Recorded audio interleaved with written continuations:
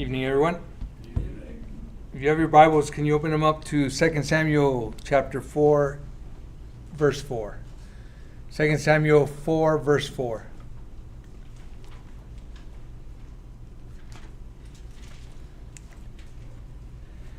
I've been practicing this name for a while, for the last hour and a half, and then I asked Caleb if he knew how to say it. So if I say it incorrectly, my apologies, but Mephibosheth is, I think, the way it's pronounced. Mephibosheth is who we're going to be talking about, and that name means dispeller of shame. Mephibosheth was the grandson of Saul and the son of Jonathan, David's close friend. 2 Samuel 4:4, Jonathan, Saul's son, had a son who was lame in his feet. He was 5 years old when the news about Saul and Jonathan came to Jezreel, and his nurse took him and fled. And it happened as she hasted to flee that he fell and became lame. His name was Mephibosheth. Mephibosheth basically he had a nurse, and she picked him up because she was in fear of his life. She picked him up and started running because she was going to run away from David because she thought David was going to do harm to him, and we'll find out why she thought that in a minute. But basically dropped him, and he landed awkwardly with both feet, and his feet just kind of snapped, and he was lame from 5 years to the rest of his life. So when King Saul and Jonathan died in the battle, Mephibosheth's whole world changed. Mephibosheth was just 5 years old, like I said. Within a short time, he went from royalty to refugee. He spent years hiding in this place called Debar, which means barren or forgotten. Does not sound like a vacation hideaway. Lobadar is barren or forgotten. So let's go ahead and go to 2 Kings chapter 9. We're going to read starting in verse 1 to the end of the chapter. So the king now is David. And again, it was Saul, and Jonathan was supposed to take over. And when you have royalty back then, it goes succession of bloodline, not who you are. To say you can't really earn that. You have to be born into it. So let's start in verse 1. Now David said, "Is there anyone who is left in the house of Saul that I may show him kindness for Jonathan's sake?" And there was a servant of the house of Paul whose name was Ziba. So when so when they called him to David, the king said to him, "Are you Ziba?" And he said, "At your service." Then the king said, "Is there not still someone of the house of Saul that whom I may show kindness of God?" And Ziba said to the king, "There is still Jonathan's son who is lame in his feet." So the king said to him, "Where is he?" And Ziba said to the king, "Indeed, he is in the house of Machar, the son of Ammi, in Debar."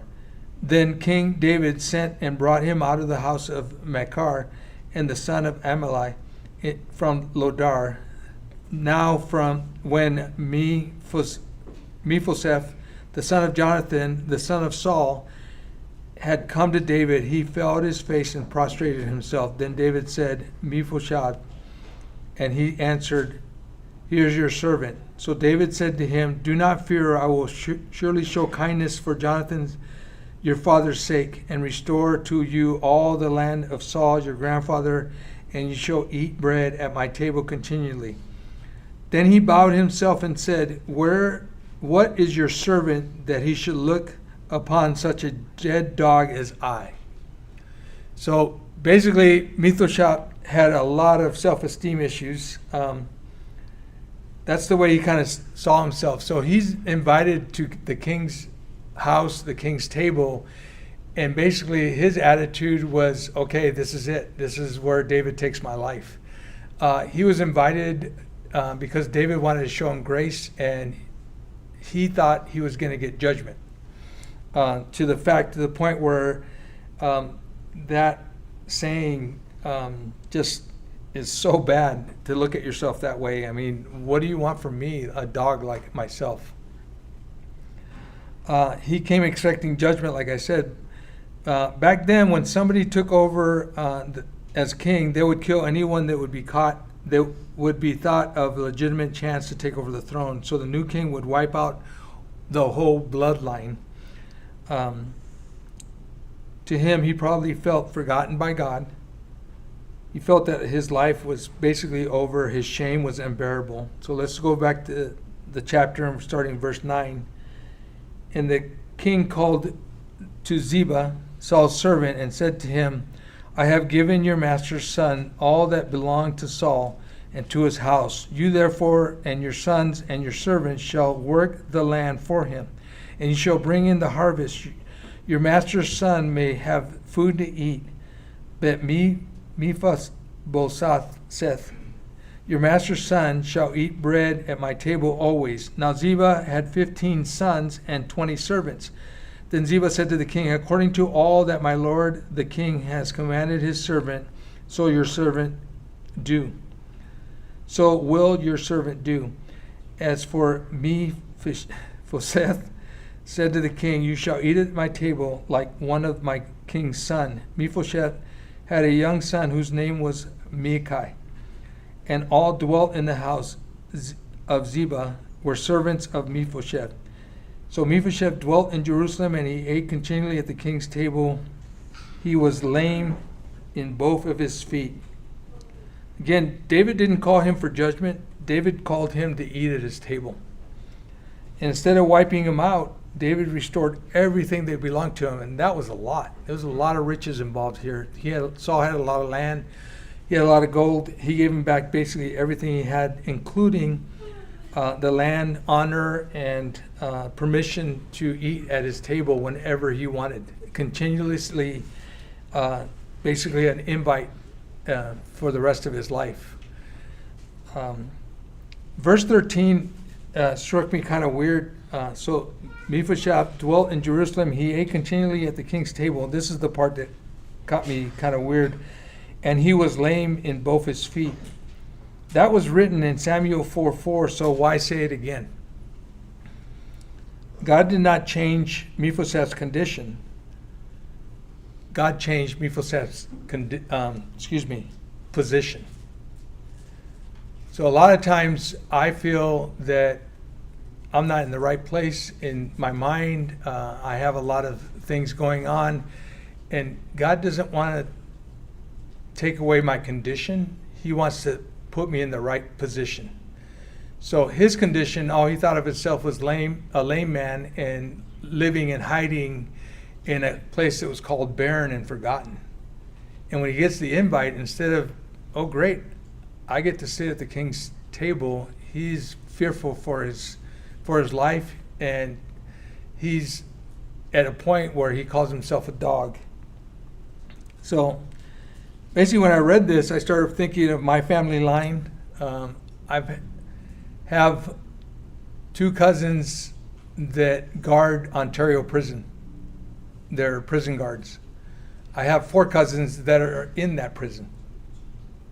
So they don't talk to each other. They barely look at each other. When they walk by, they just do this, like a quick little glance, because the prisoners don't want to be afraid of knowing that the guards are in that. They're related, so they kind of fear for that. But my family tree is one for the ages, and if we had a few days to sit down and talk about my family tree, that'd be pretty fun to discuss all the characters in my tree.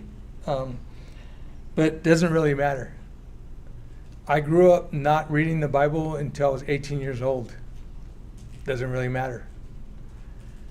My family, my parents, my brothers and sisters, none of them stepped foot in a church. That doesn't really matter. God can do what God wants to do. When we're invited to his table, we need to accept his invitation and not worry about what our bloodline is, not worry about our condition is, not worry about what my physical handicaps are. God wants me for who I am. God wants you for who you are. God can change your life in an instant. God can retrieve what you thought was over. You can be broken, but God could still choose you. So what do you think would happen to Mephibosheth if he didn't accept his invitation. He'd still be hiding and cowering to that point, not knowing that he had an opportunity to sit at God's table. I think everybody here knows and why they're here, because they know they have the opportunity to sit at God's table. I think it's up to us to give out invitations to people that feel the way he did, that are hiding because of fear. They're hiding because of the unknown. They don't know how they're going to be treated.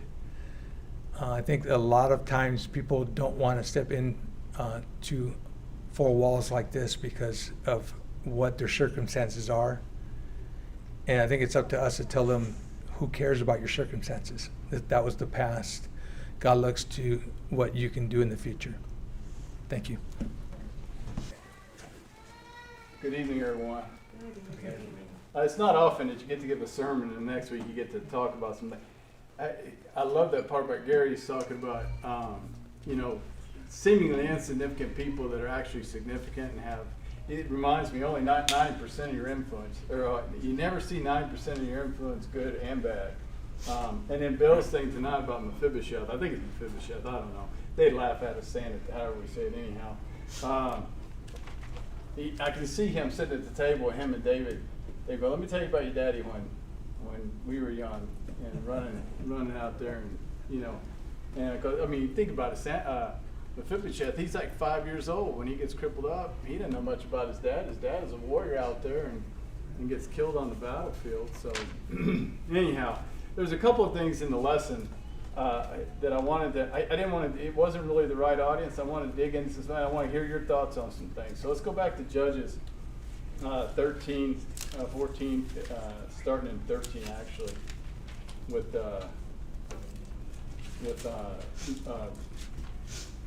angel appearing to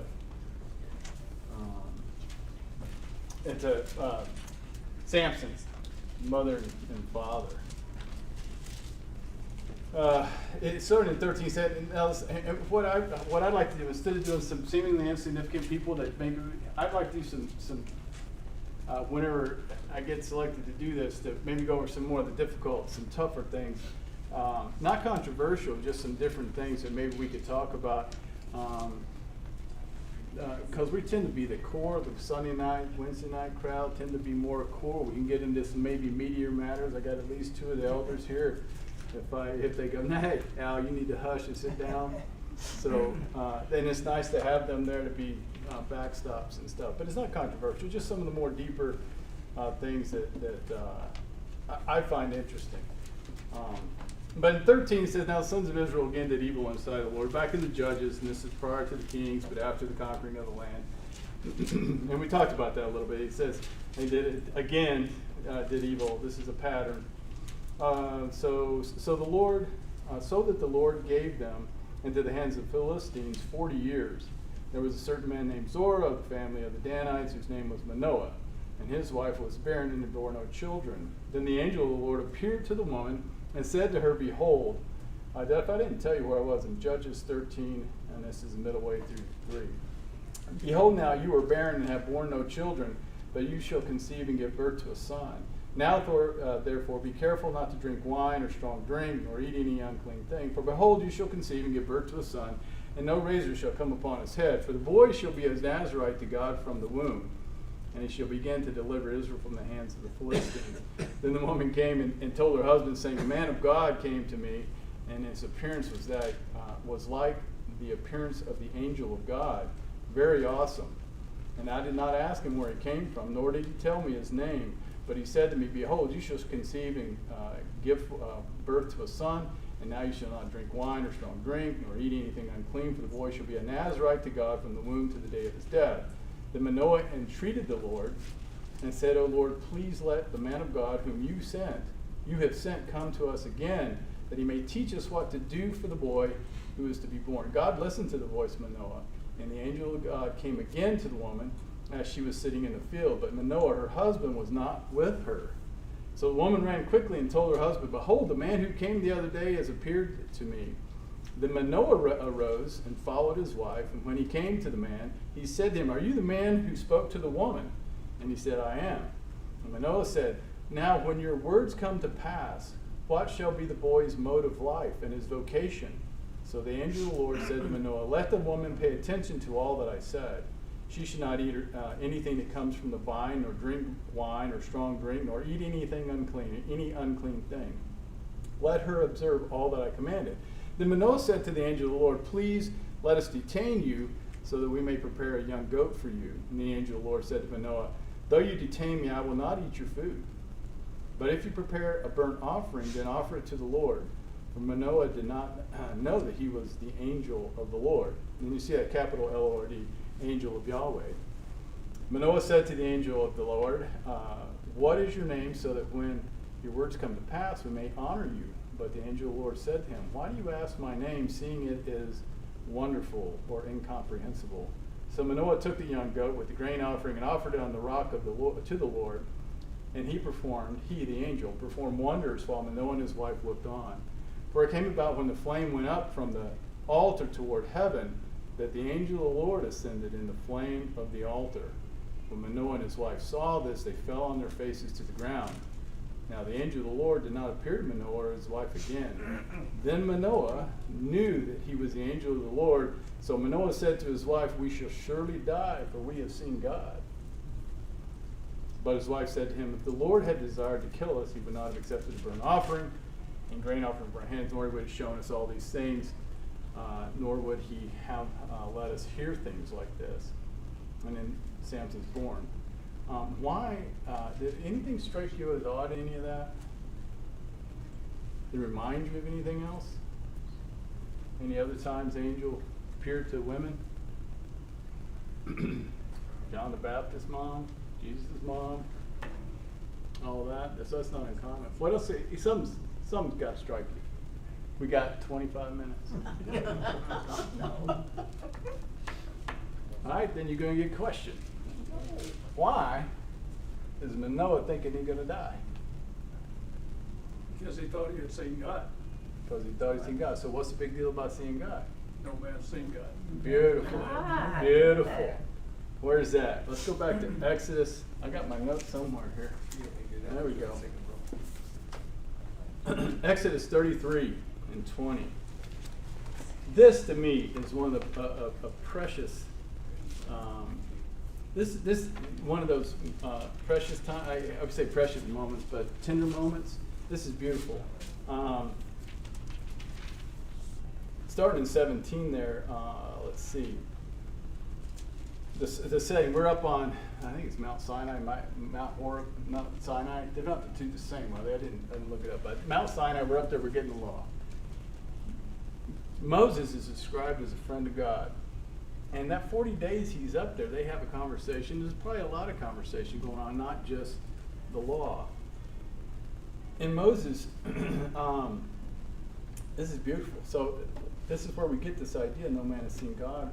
So the Lord said to Moses in verse 17, I will also do this thing of which you have spoken, for you have found favor in my sight, and I have known you by name. Then Moses said, I pray you, show me your glory. Oh, it's beautiful. So he's like, look, we've been talking, show me your glory, God. We're so here we go. And he said, God said, I myself will make all my goodness pass before you, and will proclaim the name of the Lord before you. And I will be gracious to whom I will be gracious, and will show compassion on whom I will show compassion. But he said, you cannot see my face, for no man can see me and live. Then the Lord said, behold, there is a place by me, and you shall stand there on the rock. And it will come about while my glory is passing by, that I will put you in the cleft of the rock and cover you with my hand until I have passed by. Then I will take my hand away, and you shall see my back, but my face shall not be seen. Wow.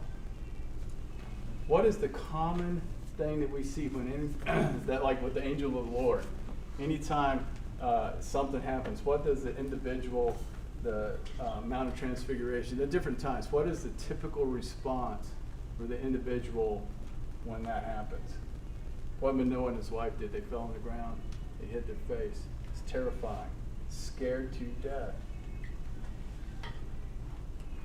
This tells us something. You can't. We see things that are magnificent. We see things that are just awe-inspiring, and there are times when you see thunder and lightning, and there's just different things that go on that kind of, you get crack of lightning, and then you get the thunder that scares you. This happened in Hong Kong just last week. Everybody, it shook us. It's like, it just. But here's an example. God's glory is so magnificent. It's not that he's going to kill you if you see him. You can't stand it. The implication, our physical bodies can't handle it. If we were to see the actual glory of God, our physical bodies can't take it. Maybe I'm missing something here, but it would indicate that it's like even Moses goes, Moses, you don't understand what you're asking for, son. I'm not going to do that because if I show you my face, you're going to die. I mean, his face glowed like it had been, for days, weeks, months later after he got off the mountain. So anyway, thoughts? Then we'll move on. The other way around too. What's that? When angels come down to tell us something back then, the first thing they say is, do not fear. Do not be afraid. Because that's the natural, yeah. Because you see something that's not, that you don't see every day, and they know that it's something frightening, fearful. You remember the old Raiders of the Lost Ark movie? Yes. When they opened up the Ark? Yes. What happened to those guys? Yep. They just melted. Yeah, you can't. It's not something. And let me ask you this: if they found the Ark of the Covenant right now, would you touch it? Nope. No, I wouldn't touch it. No. No, you show respect. The Philistines did that, taking it from camp to camp, go get that thing out of, cause sickness and disease. No. So this, to me, is a beautiful moment when Moses and God are having that and Moses just doesn't really know what he's asking for, but he loves God and he wants to see him, and God wants to show him and wants to bless him in that manner, and he's like, you just don't understand. So of all the magnificent, you see the galaxies and the stars and all that other stuff, and it's just like, wow, it's got to be an absolute. We can't take it in my mind. I could be wrong. Any other comments on this before we go? There's just a lot of things we don't understand, and we're not going to understand. Yeah. But God's power is just beyond our comprehension. And it doesn't mean that we don't do our best to understand His will. But there are a lot of things we're just never going to figure out. It is interesting, even just as something as simple as the name of the angel. He's like, why do you ask me my name, seeing that it's wonderful, it's incomprehensible? You want to put me in this little name, and that doesn't happen. Anything else before we? There's another part of Samson I want to talk about a little bit. Well, there's an indication there that we as humans only think in human terms. Yes. Like that's what he was doing. He was not thinking in godly, spiritual terms. He was thinking in human terms. That's where he was asking these questions about the angel. Yeah. What's Manoah's? Anybody? Did you notice this? Good wife, good woman. What did she do when Manoah got scared and said, "We're going to die"? She said, "We won't die. You wouldn't have told me I was going to have a child." Yeah. She supports her. She's the voice of reason to her husband. But she was probably scared too. Well, I bet she was. It's like, wait a minute, this doesn't. You can see that conversation. We're going to die, and she's like, nice. Yeah. Well, wait a minute. That doesn't make sense. He wouldn't. That takes place. That's something else. All right. But the angel came to her. He did. Yeah. So he wouldn't. Yeah.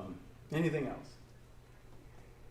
Let's go on. There was a part, when we talked about it, Samson goes down to Timnah, he finds this woman, he thinks she's the girl for him.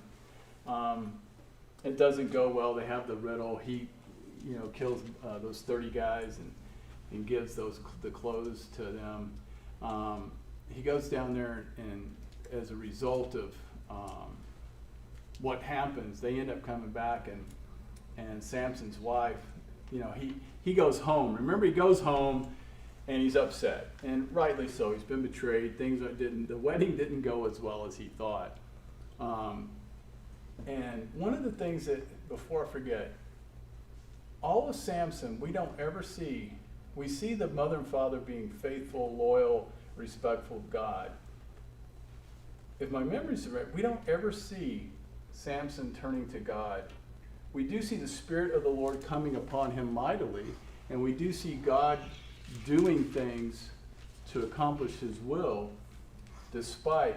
But you don't see Samson coming, at least in the text, to God until the very end, which I think is a beautiful part, but what I think is beautiful really isn't matter. So He did come one time when he said, I'm thirsty.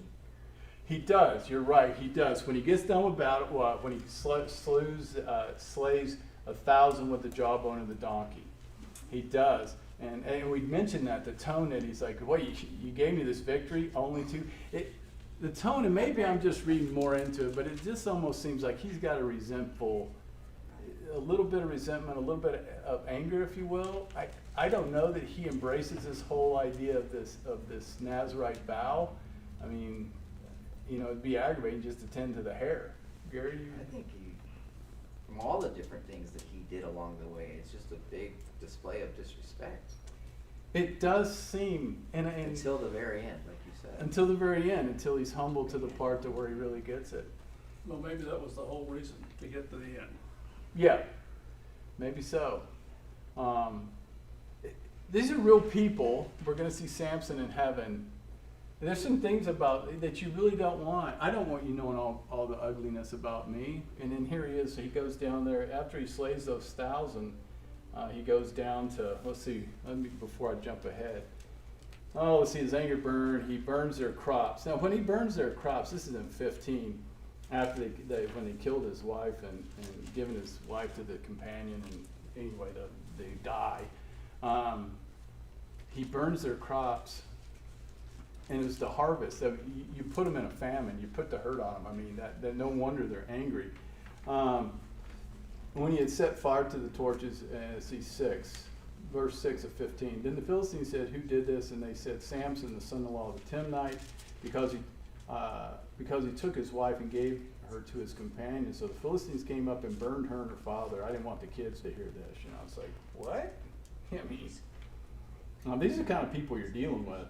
Samson said to them, since you act like this, I will surely take revenge on you, but after that I will quit. And he struck them ruthlessly with a great slaughter, and he went down and lived in the cleft of the rock of Edom. Why does he go live in the cleft of the rock of Edom?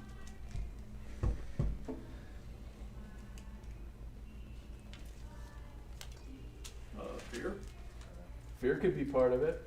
escape the Philistines. Escape the Philistines. Well, let's think, and I think you're right to a degree that's playing into it. I was looking at it from another perspective. What's just happened? Think about it from a young man's perspective.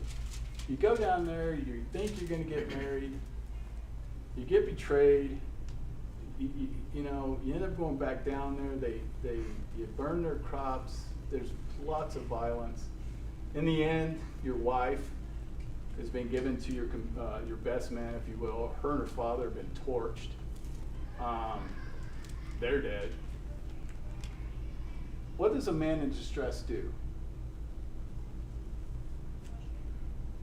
When a man is in distress, He runs and hides. he isolates. Thus we have the term, no man is an island.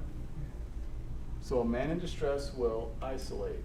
A woman in distress, you don't hear the term, no woman's an island. Ladies, what do you do when you get distressed? Bad things happen, you get with your girlfriends and you all talk and you chat about it. Guys, we don't do that. We isolate. And for those, any of us, that whenever we find in our lives that we're distressed, we isolate. And I think there's part of this. He's in fear. He knows they're going to come after him. And rightly so, because back later on in 15, what does his fellow countrymen do? They turn on him. They come up about 3,000 men, and they go to him. They know where he's staying. And they go, "Why'd you do this? You got us in trouble. Don't you know they rule over us?" But I think there's part of this, the isolation,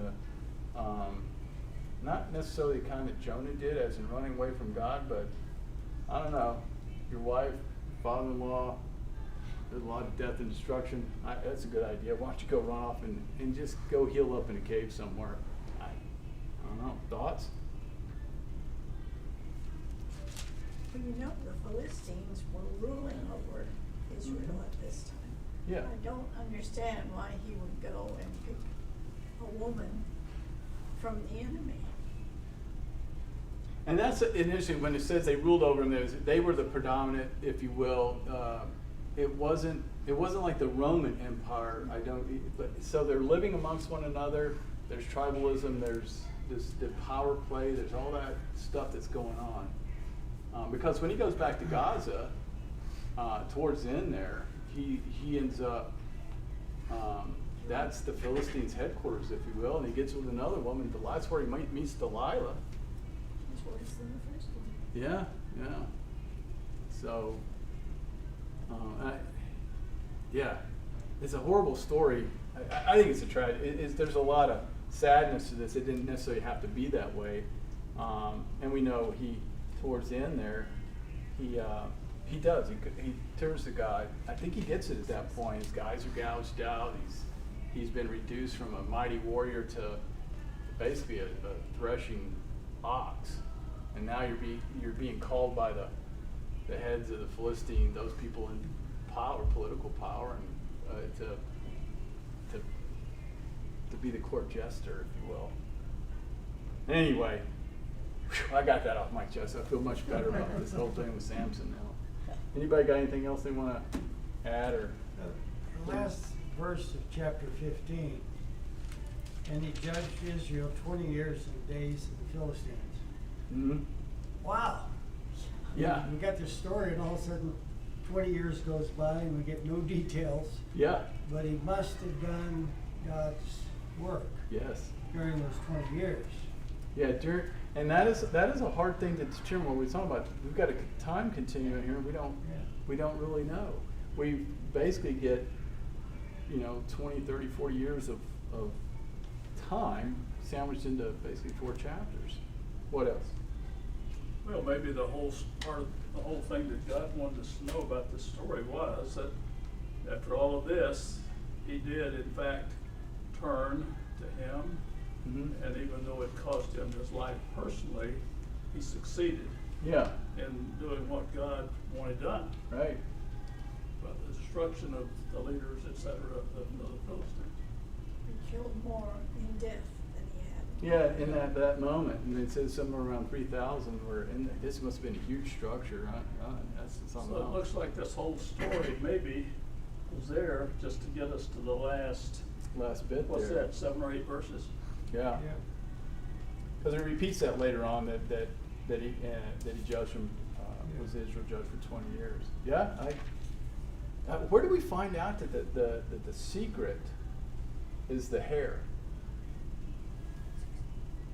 When do we ever find that out? Isn't that when God tells Manoah's wife?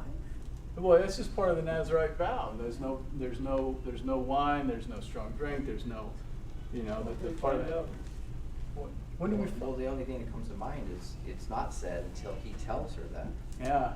he knew. 16. Yeah, that's when we find out. It's like when he discloses, but there's a secret, the hair thing, and so that's why I always get it. You go back, and I wanted us to take a look at Samson, and there's a lot of other stories that talk about that. And as we're adults, we heard in Bible class when we were kids that you go, wait a minute, this isn't no kid story to me. This is pretty heavy stuff. So anyhow, what else? We only got Nazarite vow. Yeah. When we read about the Nazarite vow, we usually talk in terms of someone taking the Nazirite vow. Right. Samson didn't have a choice. No, it was a lifeline. Yeah. He was given that from before birth. And we know this when we as kids and with our own kids. When you're told that you got to do something, tends to be a natural inclination to fight that. And maybe I'm not giving Samson credit. I think there's a natural inclination to go, I never asked to be the Nazirite to start. I could have done all this stuff. We could have had another secret. We could have had something else. Why do I have to be a Nazirite to do this? I'd be aggravated. I'd be going, come on, what? And that's why wait, be careful who you're talking to and who you're questioning. There was a whole lot of the whole lifelong Nazirite. He needed to have a hard life. That was part of it. Maybe that was part of the plan. Maybe that was. It's like at first I was going, I could see that. Another part was like, well, God, that was a very visual statement to those around that he was of God. Now, whether he embraced that or not, I don't know, but it doesn't seem. I don't think he respected his parents. We don't hear anything else about his parents. Well, when Except he when says, go get me this, go do this. But once he's married, or once that goes down and his wife and his father-in-law is killed, he goes home to his father's house. The next we hear anything about that, because that time continuum, somewhere in this time, his parents passed, because when he's buried in his father's tomb, if you will, with him. But he tells his father what to do, and they say, why can't you get some Israelite instead? Oh yeah, mom and dad clearly are not happy with his choices of spouse. We talked about that a little bit. Yeah, then they get us in trouble right there. Yep. Anything else? We're pretty much out of time. There's things like that. I'd like to talk. There's another moment with Moses that we'll get to at another time. Jephthah and his vow, and his daughter's the one who comes out of the house. You'll recall that. There's lots more to go into and stuff like that. But I thank you for your time. Song of Solomon. That'd be a good topic. Anyway, we've run out of time. Anybody got anything else they want to say or discuss or You thought? won't get through the Song of Solomon in 30 minutes. Oh no. I have some. But Yes, sir. Tell me if you think this is a stretch in regards to Samson. Uh-huh. We already mentioned the things that he did that wasn't pleasing, the things that he did he shouldn't do, Right. some of the ways he treated his parents, some of the disrespect of the vow, Yeah. all along the way till the end. Yeah. Do you think this is the stretch part though? Could he just be an example for us that sometimes certain people learn it late? It's Yeah. never too late to come Well, to the knowledge of the truth, or Oh, no, it's come to their senses in regards to behavioral or That's why changes in their life. Yeah, I'm thinking this right. I mean, he is a prodigal son. There is absolutely.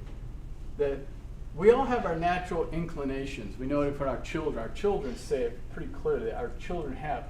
We all have natural inclinations that aren't necessarily aligned with God. And we can fight that, we can rebel, we can do all those things, and we know we all fall short of the glory. We all have that. As he matures and as much as he fights, we do see there's some positive things they did, because the one big message obviously is that God's will is accomplished despite that. His reluctance, if you will. If it's reluctance, I don't know. That's a tough life. I mean, once you take a man's life, that you've taken a man's life. There's no going. That changes you. There's no going back. And in the hand-to-hand combat, the way they did it back then, vicious. I mean, it's a fascinating story. I just think we had enough. Everybody, No. enough of the Samson thing. Get off the Samson, Al. What Gary asked, it reminds me of Matthew 20, where he's paying the same wages to people that start in the morning, afternoon. Oh, the vineyard. Yeah, it's like, and the message for that. Wait a minute. Why does he get to go to? How come that thief gets to go with you in paradise? He spent his whole life stealing and taking from. He gets to go to paradise. I've been going to church all my life, and I gotta wonder if I'm going. What? That was the attitude of Satan. Yeah. He just didn't think it was fair that he didn't get the best deal. Yeah. Well, and that, like the prodigal son. There's all the players in the prodigal son, right? You got the father, God, and then, but you got the brother. That's us. It's like, well, wait a minute, Dad, you need to punish him a little bit more. And then you got, yeah, it's a good point. It's like, You know what that means? Don't worry about anybody else, just worry about yourself. didn't we tell our kids when we were kids? We were told that you worry about you and let me worry about, or you take care of the kid things. Dad will take care of the dad things, and which yeah, I saw on Instagram. It's like, and you got to be careful. I understand that with the social media and stuff like that. But one of the points was that he said, the goal of us Christians is not. He was saying. Was not to not sin. That the goal of the Christian, he said, hear me out, the goal of the Christian is for us to fight to be in the presence of God, or strive to be in the presence of God. And he says, when you fight to be in the light, as he's in the light, you fight and you strive for the presence of God, then you don't have to worry about not doing all these other things. It's a lot easier if you just strive to be in the presence of the Father. And his example was like, when you go to the county fair, what's Dad say? Dad tells the kids, you stay close to me, you hold my hand, you stay close to me, and I'll keep you safe. Anyway, that's another lesson on this.